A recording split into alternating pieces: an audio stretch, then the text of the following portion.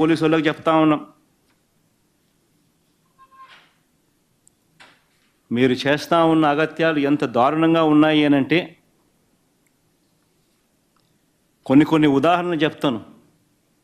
మీ మనస్సాక్షిని మీరు ప్రశ్నించుకోమని చెప్పి అడుగుతా ఉన్నా ప్రతి పోలీస్ ఆఫీసర్ను కూడా. ఎందుకనంటే ఈరోజు ప్రభుత్వం వీళ్ళది, కానీ ఎల్లకాలం ఈ ప్రభుత్వం ఉండదు. కానీ మీరు చేసే పనుల వల్ల పోలీసు వ్యవస్థ పేరు ప్రఖ్యాతులు రెప్యుటేషన్ మీరు పనంగా పెడతా ఉన్నారు.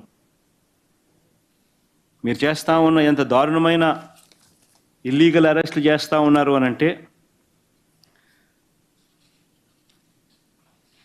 చంద్రబాబు గారి ఆదేశాల మేరకు పోలీసులు చేసిన కొన్ని ఆకృత్యాలు ఎంత దారుణంగా ఉన్నాయో కొన్ని ఉదాహరణలు చెప్తాను. గాజువాకకు చెందిన సోషల్ మీడియా యాక్టివిస్ట్ బోడి వెంకటేష్ దువ్వాడ పోలీసులు నిన్న మధ్యాహ్నం 3:30 గంటలకు మధ్యాహ్నం ఆ ప్రాంతంలో పోలీస్ స్టేషన్కు తీసుకెళ్లారు. ఎందుకు అరెస్ట్ చేస్తున్నారో కనీసం తల్లిదండ్రులకు చెప్పలేదు. కనీసం 41A నోటీసులు కూడా ఇవ్వలేదు. మరి సుప్రీంకోర్టు జడ్జిమెంట్కు ఉల్లంఘన కాదా అని అడుగుతా ఉన్నా.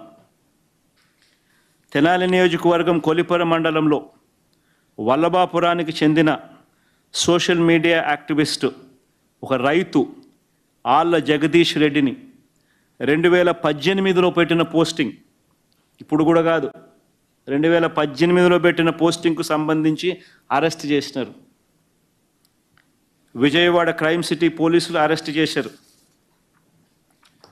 కొలిపరకు చెందిన ఆళ్ళ జగదీష్ రెడ్డిని ఇంట్లో సభ్యులకు కూడా చెప్పకుండా తీసుకెళ్లారు.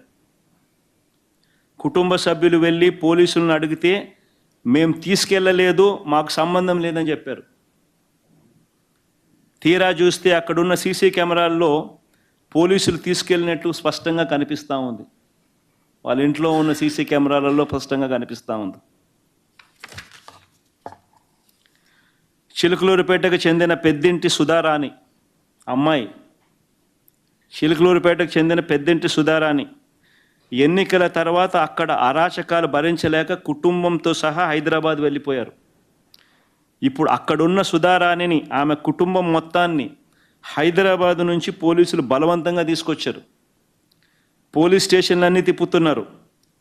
పిల్లలను తల్లికి దూరం చేశారు. ఎక్కడికి తీసుకెళ్తున్నారో కూడా పోలీసులు చెప్పలేదు. నిన్న చిలుకలూరుపేట పోలీస్ స్టేషన్లో ఉన్న ఆమెను మళ్ళీ ఒంగోలు పోలీసులు అరెస్ట్ చేశారు.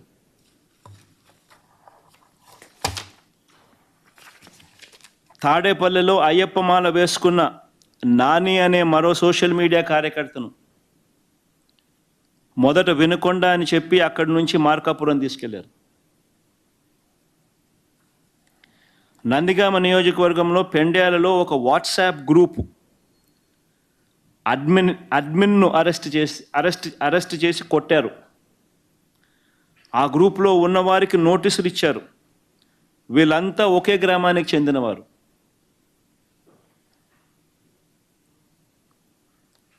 గుంటూరు జిల్లా మాచర్లకు చెందిన వెంకటరామరెడ్డిని హైదరాబాద్లో ఉంటారు. తన బావగారి ఇంటికి మాచర్లకు వచ్చాడు. ఆయన ఫోన్ లొకేషన్ ఆధారంగా పోలీసులు అక్కడికి వెళ్ళారు. వెంకటరామరెడ్డి అందుబాటులో లేకపోవడంతో ఆయన బావను అదుపులోకి తీసుకున్నారు. విధి నిర్వహణలో పోలీసులకు ఆటంకం కలిగించారంటూ తప్పుడు కేసు పెట్టారు.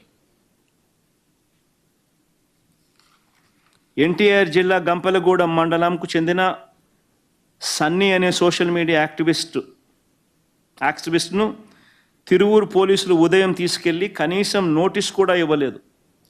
36 గంటలుగా భోజనం లేకుండా చేశారు. గ్రామంలోని పెద్దలు వెళ్తే విడుదల చేశామని చెప్పి మళ్ళీ గంపలగూడెం పోలీస్ స్టేషన్లోనే పెట్టారు. మహానంది మండలంలో బొల్లవరం గ్రామానికి చెందిన తిరుమల కృష్ణను కర్నూలు సిపిఎస్ పోలీసులు ఆదివారం అర్ధరాత్రి అరెస్ట్ చేసి కర్నూలు తీసుకెళ్లారు.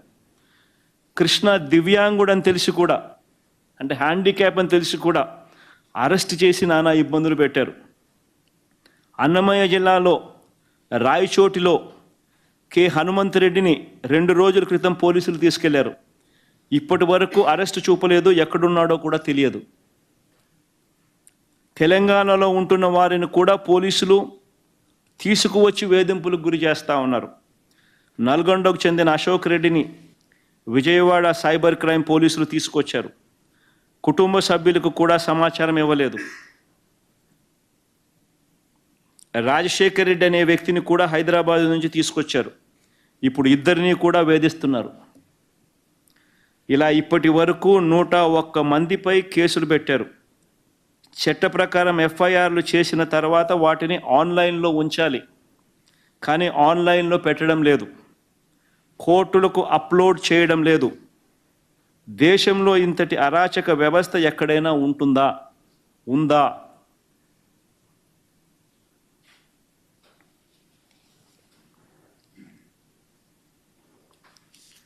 నిజంగా ఆశ్చర్యకరమైన విషయం.